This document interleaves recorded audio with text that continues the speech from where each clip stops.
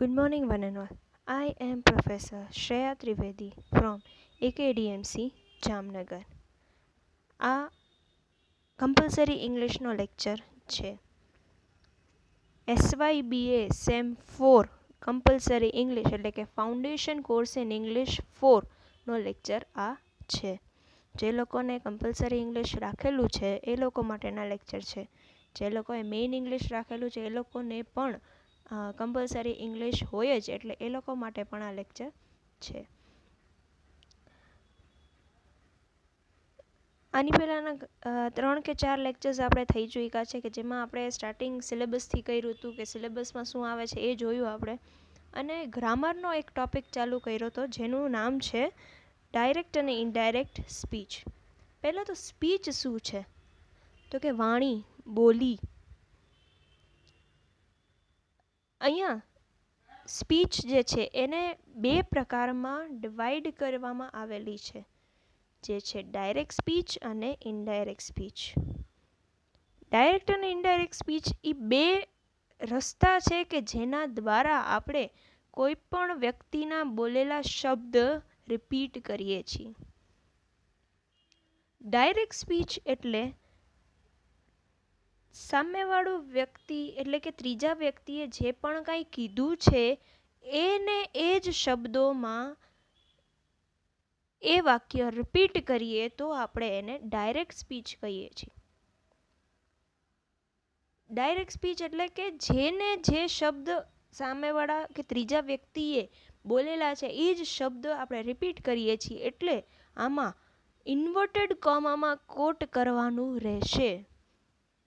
આપણે generally social મીડિયામાં બહુ જોઈએ છીએ, એટલે ઇન્વર્ટેડ કોમામાં આ સેન્ટેન્સ હોય એટલે એને ડાયરેક્ટ સ્પીચ આપણે કહીએ છીએ.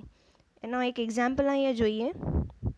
પહેલાં તેની definition: direct speech repeats or quotes the exact words spoken by a person.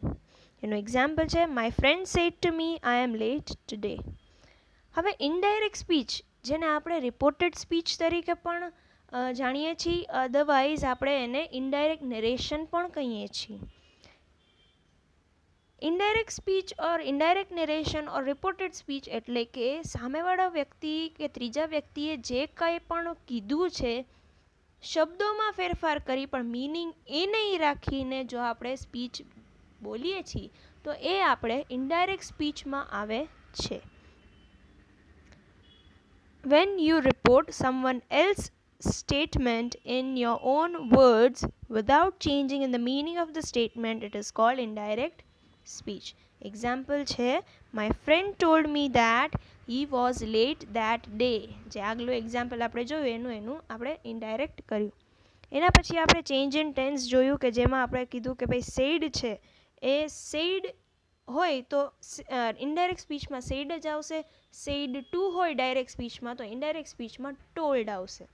બાકી તો વાક્યનો જે ભાવ રહેલો છે એના મુજબ આપણે ટોલ્ડની જગ્યાએ કોઈ પણ શબ્દ રાખી શકીએ, જેમ કે સ્ટેટેડ, આન્સર્ડ, રિપ્લાઇડ.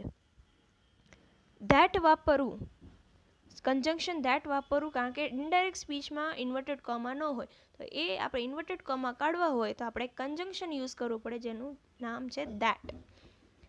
અને ટેન્સીસ, પ્રોનાઉન્સ અને સ્પેશિયલ વર્બ્સ એ રૂલ્સ પ્રમાણે ચેન્જ થશે.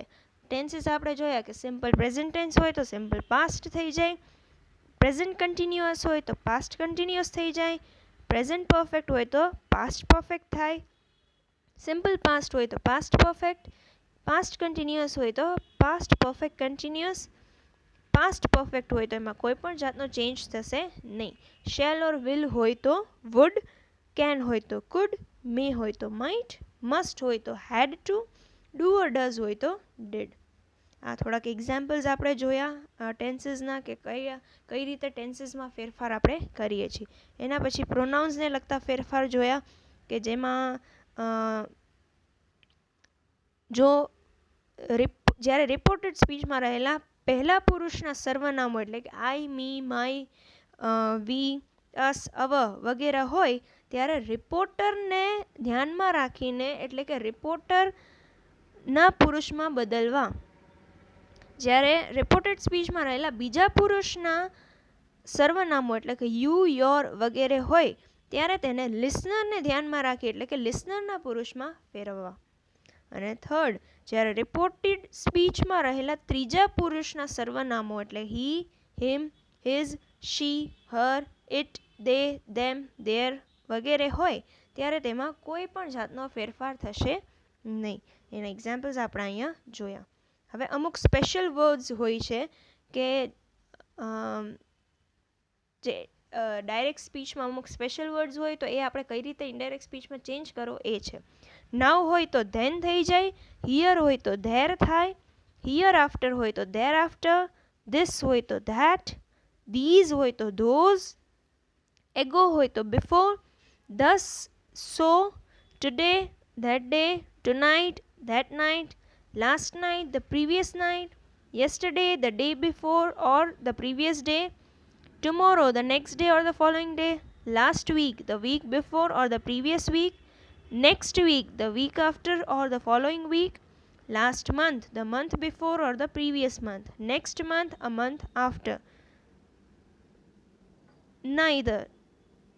તો સોરી એ નહીં આવે, હેન્સ તો ધેન્સ. એટલે આ અમુક ડાયરેક્ટ ઇનડાયરેક્ટના સ્પેશિયલ વર્ડ્સ છે કે જે આપણે આ રીતે ચેન્જ કરવાનું રહેશે. આપણે એક ડેક્લેરેટિવ સેન્ટેન્સ આપણે આજે કરીએ. ડેક્લેરેટિવ સેન્ટેન્સ એટલે ગુજરાતીમાં જેને આપણે વિધાન વાક્ય કહીએ છીએ, સ્ટેટમેન્ટ્સ કહીએ છીએ, એને આપણે ડેક્લેરેટિવ સેન્ટેન્સ કહીએ છીએ. આપણે સેન્ટેન્સીસ પ્રમાણે આ ચેન્જ કરતાં શીખીશું જેથી કરીને આપણને સરખી રીતે સમજાઈ જાય. એટલે ડિક્લેરેટિવ સેન્ટેન્સ પહેલાં આપણે કરીએ. ડિક્લેરેટિવ એટલે વિધાન વાક્યો જેમાં સેડ, ટોલ્ડ, સેઝ વગેરે હોય. He says it is a fine day. પહેલાં તો આપણે જોવાનું સેઝ છે એટલે સેઝનું સેઝ એમને એમ રહેશે. ધેટ લાગશે કારણ કે ઇન્વર્ટેડ કોમમાં કાઢવું છે. અને ટેન્સ કયો છે? ઇટ ઇઝ એટલે કે સિમ્પલ પ્રેઝન્ટ ટેન્સ. એક વસ્તુ યાદ રાખવાની કે જ્યારે આપણે ડેક્લેરેટિવ સેન્ટેન્સ આપણે ચેન્જ કરીએ છીએ તો એનો કોઈ પણ જાતનો ટેન્સમાં ચેન્જ એ સેન્ટેન્સીસમાં આવશે નહીં. એટલે જોઈ શકો છો તમે, he says that it is a fine day. બીજું છે she will say Ram is ready to go there. She will say that Ram is ready to go there. જ્યારે વિધાન વાક્ય હોય ત્યારે ટેન્સમાં કોઈ ચેન્જ થશે નહીં, જેમ સેન્ટેન્સીસ છે એમ જ રહેશે. You said to me Preeti goes there regularly. You said to છે એટલે ટોલ્ડ થઈ જશે. You told me that Preeti went there regularly. My mother said to him the boys were playing. My mother told him that the boys had been playing. Mr. Shah said, I am not interested in politics. Mr. Shah said that he was not interested in politics. Okay.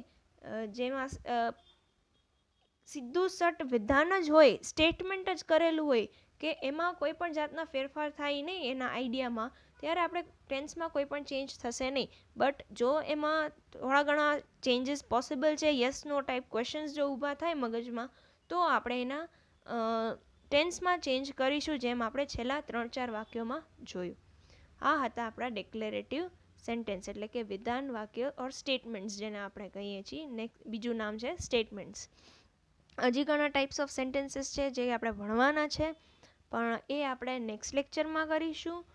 થોડા ઘણા તમે revision કરજો જેથી કરીને તમને direct indirect બહુ સારી રીતે સમજાઈ જાય. સો we will meet in the next lecture for sure. Till then, have a good day and yes, we will meet tomorrow. Thank you and have a nice day.